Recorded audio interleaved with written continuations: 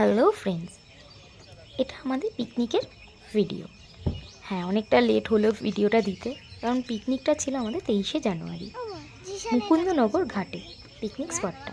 তা যাই হোক, পাশেই গঙ্গা, দেখে বুঝতে পারছো প্রচণ্ড কুয়াশা, ওয়েদারটা খুবই খারাপ ছিল।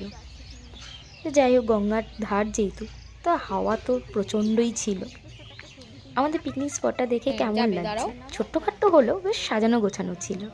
আর এরা হলো দুই ফ্রেন্ড, যাও মানে দুজনে দুজন দুজনকে পেলে আর দেখতে হয় না।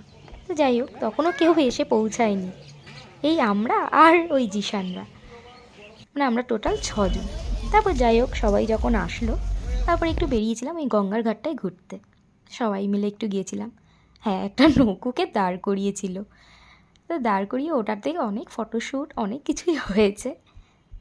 দেখো কি দারুণ লাগছে গঙ্গাটা।